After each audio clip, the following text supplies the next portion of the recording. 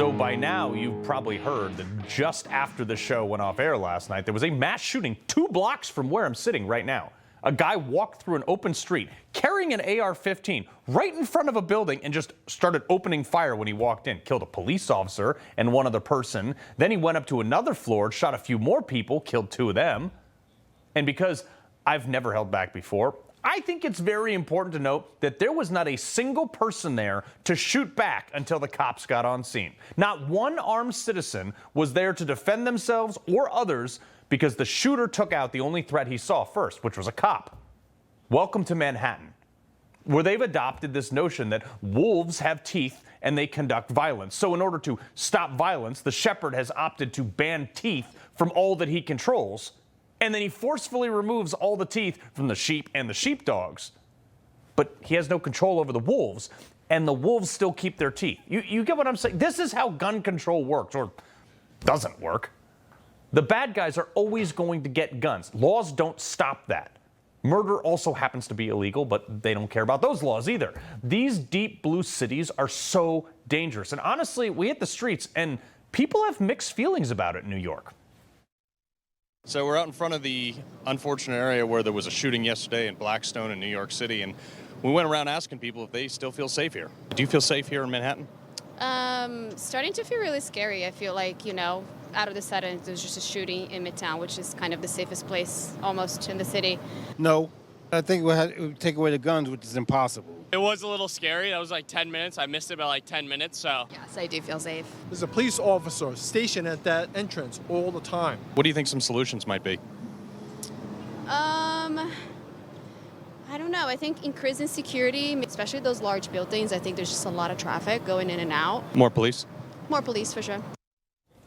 Unfortunately, though, no matter how much data you lay out, the two political sides and their solutions are like diametrically opposed on this. And I'm going to tell you why. They're wrong and I'm right. More lawfully armed citizens means less crime. Period, full stop. Everywhere it's imposed. According to recent data, America is the gun capital of the world, period. With over 400 million firearms. America has more than 120 firearms per 100 people. That's more than a gun per person.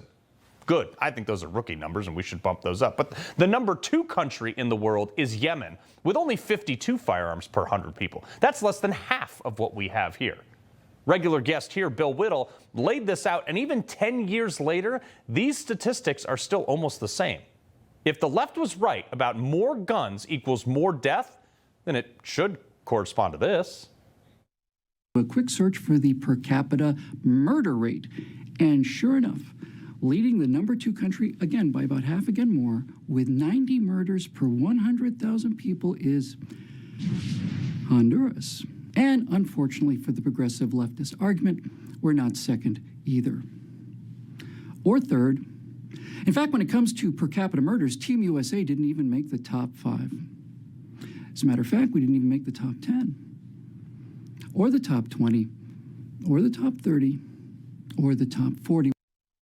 In fact, in any given year, we hover between a ranking of 50 and 70 per capita murder rate.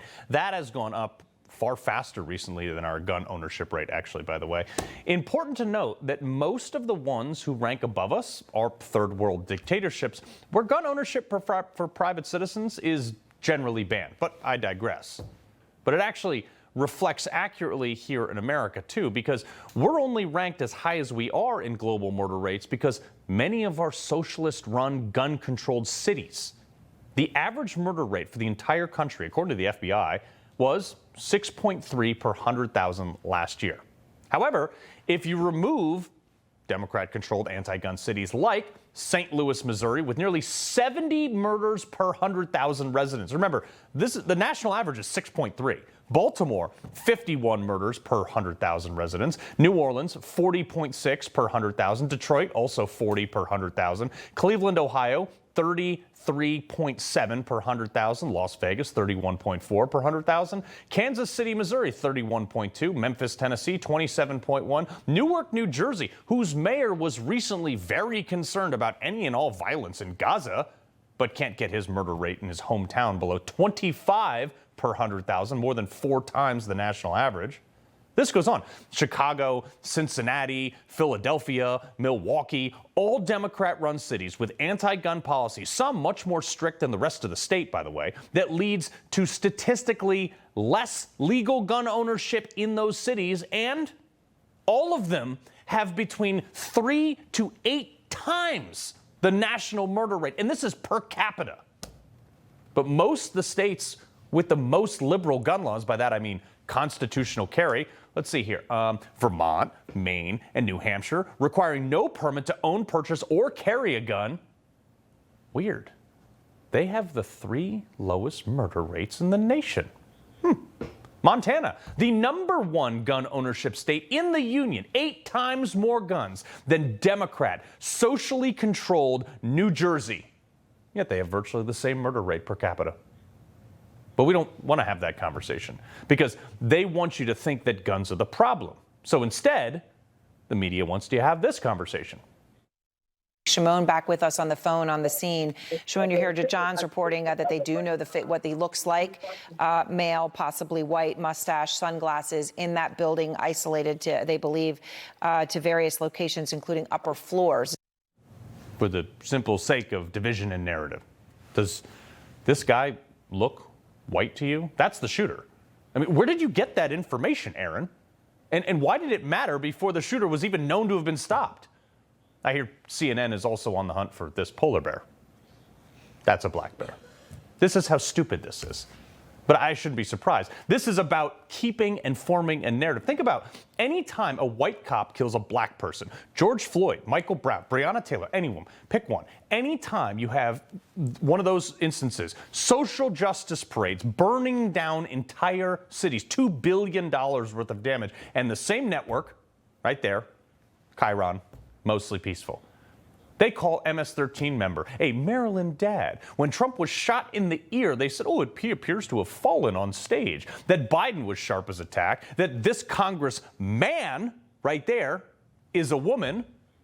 This is the same network that identified the wrong Boston bomber. They got their pants sewed off by the Covington Catholic kid, Nick Sandeman. They made him out to be the bad guy when he was just standing there being harassed just because he was white. The same network tried to ignore the Hunter Biden laptop story. Wrong, and more wrong. I could do this all day with that network. You know why we have tragedies like this? One, because it's sensationalized in fame, glory, and notoriety. I didn't say his name because I refused to give it to him. And two, it's not because of guns. He used a gun this time, but the Boston bomber used a pressure cooker. The guy in New Orleans used a truck. People have used tons of other things. We just had a mass stabbing overseas. It's because of our culture, where we've pushed a lack of values and respect. It's not Trump's rhetoric. It's the fact that we refuse to have basically any discipline in society because there's no consequences for anybody anymore. The modern left wants unvetted immigration, no matter how many American citizens get murdered, raped, or poisoned with drugs. They want to abolish prisons. Many want to defund the police, have crack pipe vending machines, and sanctioned injection sites for heroin. The modern left they've done anything they can to remove the value of life and human decency from society. Those aren't values. That's a society's recipe for disaster. So maybe if the dwindling left started embracing things like, I don't know, respecting cops and the law rather than hating them, if the same people banning guns weren't protected by them, maybe, and the same people dividing our country would instead get shut down and told to shut up rather than given a platform on the same network I showed you was just a crock who spent the last 10 years telling the majority of the country, people like you and me, that we're stupid, uneducated, and foolish for voting for the one guy that stood up to their craziness. Maybe if we spent 5 seconds on sanity, we might actually be able to save a few lives. But for me, this is why I sued the state of New York to have the right to carry a firearm. Stay strapped, America. You might need it, especially in this city if Ma'am Danny wins. He loves the Constitution. He fights for what's right. He hates the bad guys. He's a freedom warrior. He's your freedom warrior. Watch Carl Higbie every weekday on Newsmax.